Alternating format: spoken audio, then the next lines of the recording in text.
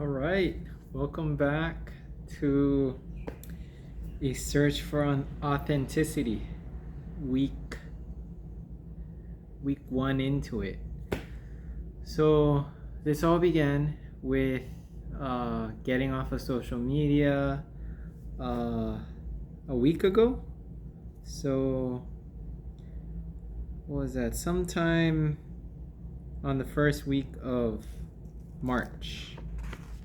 Yeah, because I'm 1 week in now. Let's just say maybe it was, I don't know, last week Wednesday, so March 3rd. So just wanted to start the, I guess, vlog or video podcast off with little Bible reading. So today will be Colossians chapter 3, verse 23 and 24. So let's check it out. Okay, so Colossians chapter 3, verse 23 and 24. It says, "And whatsoever ye do, do it heartily, as to the Lord, and not unto men, knowing that of the Lord ye shall receive the reward of the inheritance, for ye serve the Lord Christ." And then just to finish off the chapter, verse 25, "But he that doeth wrong shall receive for the wrong which he hath done, and there is no respect of persons." All right, amen. So what have I done to rid myself of social media and the mind control that social media presents? I'm going to be going over these 4 topics that I wrote down here on my calendar.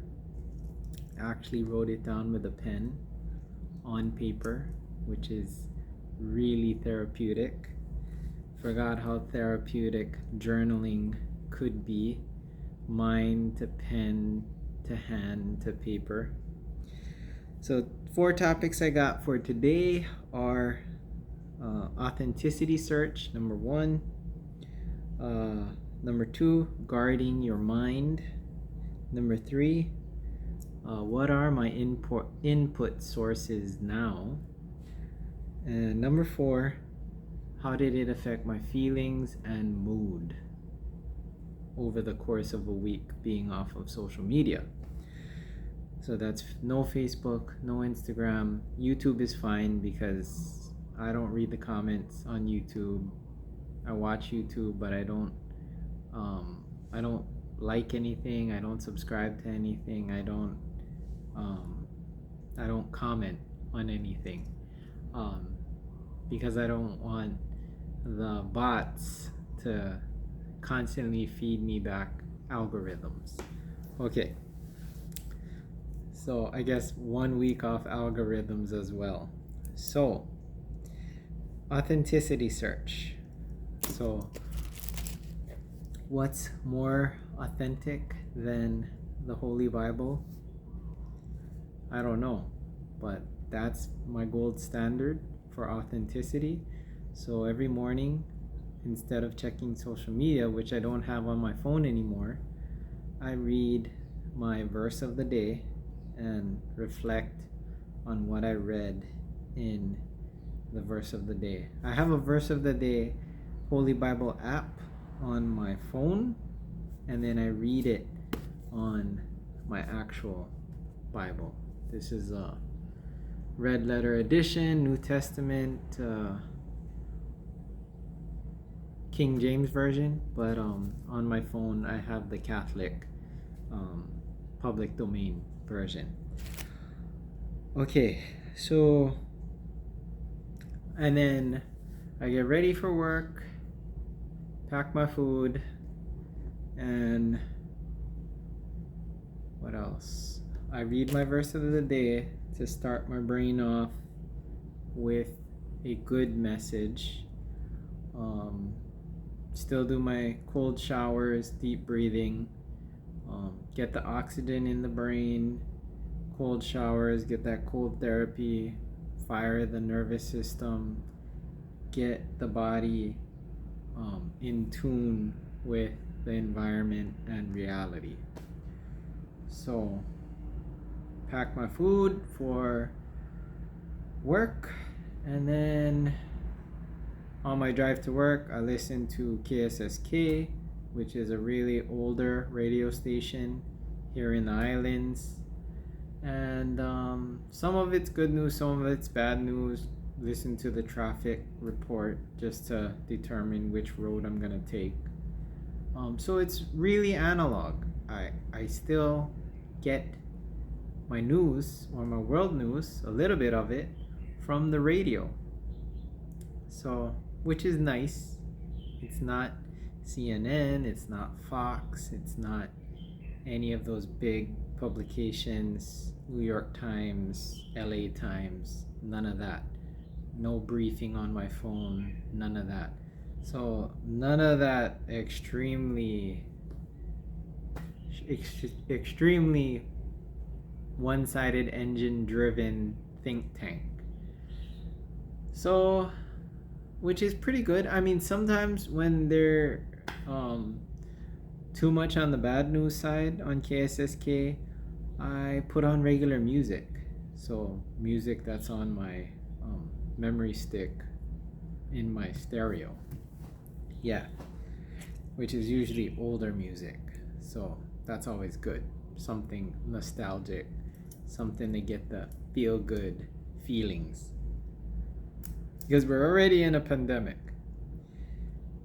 You don't want to get more bad news when you're living in bad news, because that's like the whole of 2020. But I digress. Okay, so guarding the mind. So guarding the mind through what sources I see, read, hear, who I choose or choose not to interact with, as far as calling people. So I call people now on my cell phone. Or if I don't have time to call, I text. And I text people, how are you doing? Hey, how's it going? Haven't heard from you in a while. Usually people respond to that pretty well. And then instead of doing Facebook groups for group meetups for group bicycle rides, I created a friends list of people I text about bicycle rides that I'm interested in, or that I would be interested in riding with them on. So like, for example, this Sunday, want to bike around the island 112 miles. So I've been asking friends who might be interested in that type of thing, or catching up with them, or calling them, telling them what I'm up to, seeing if they'd be interested in it. If they are, then I call them up or touch bases with them, see if they need tubes or supplies, or how's the training going with it, and just getting more better social interactions, more quality, authentic social interactions. Ate dinner with friends, my friend and his wife at Zippy's. We actually had a sit down, face to face eat dinner in a restaurant. That was super fun, unbelievably authentic and therapeutic. Seeing people's faces and expressions and inflections in the voice and the stories and the jokes, so good for the mind. So that's guarding the mind. Deleting contacts on my contact list that people who I haven't spoken with in years, people who I've always had bad interactions with, and I don't know why I had them in my contact list on my cell phone, even to begin with, deleted. So when I see my contact list, it doesn't trigger any bad thoughts, memories, or ideas. It's a contact list of people that I would want to actually interact with. So that's good.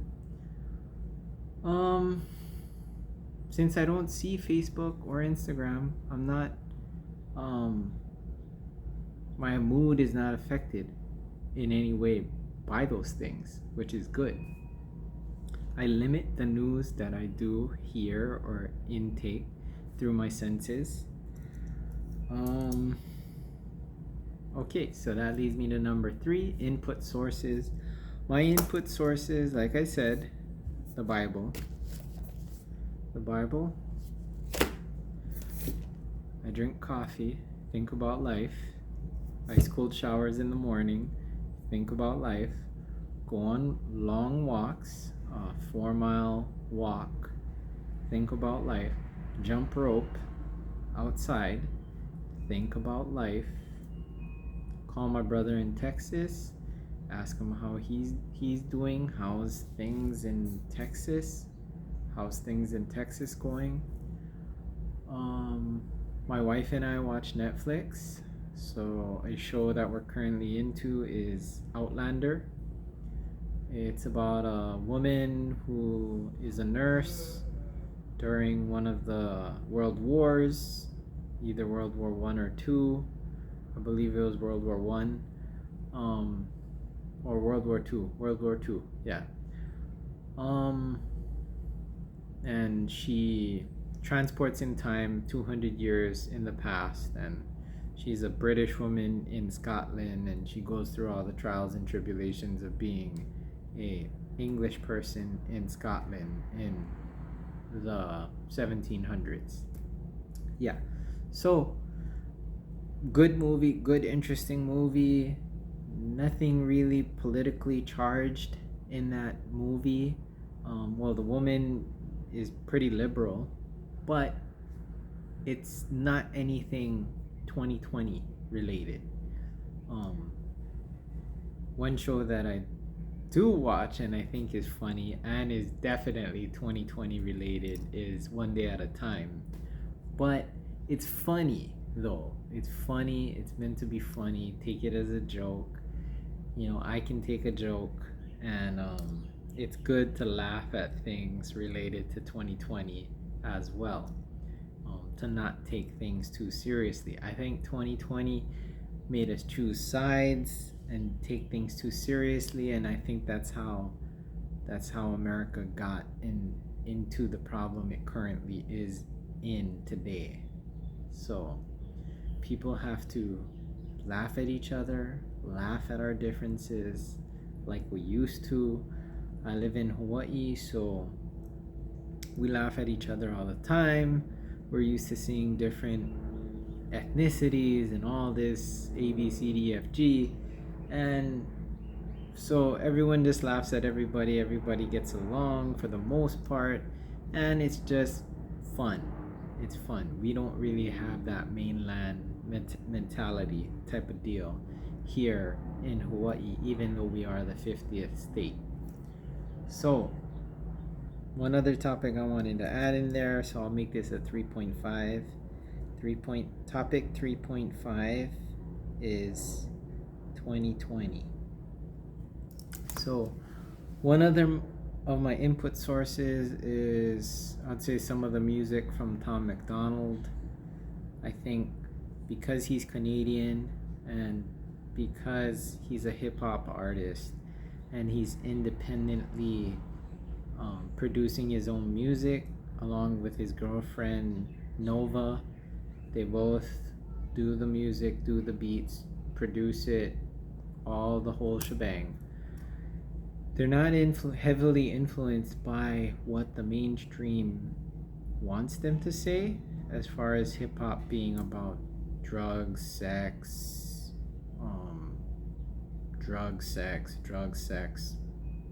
used to be about gang banging, but not really that anymore.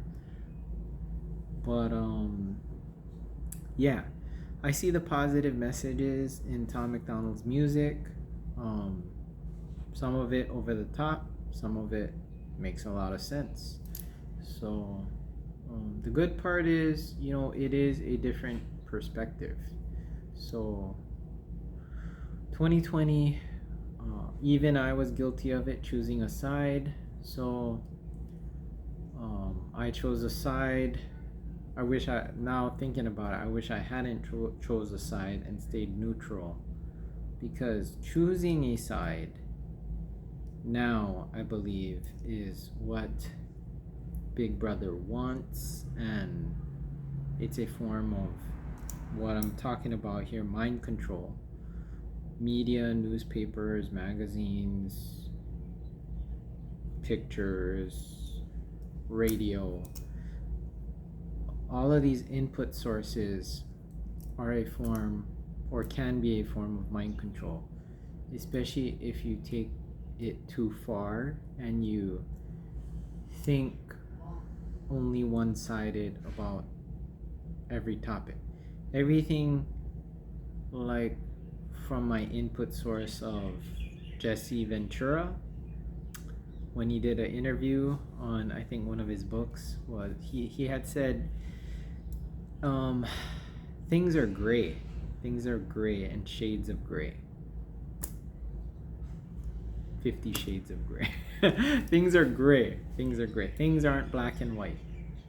It's not, if you're Republican, you're all good. If you're Democrat, you're all bad. It's not left or right. It's when you choose a side, you're choosing to divide.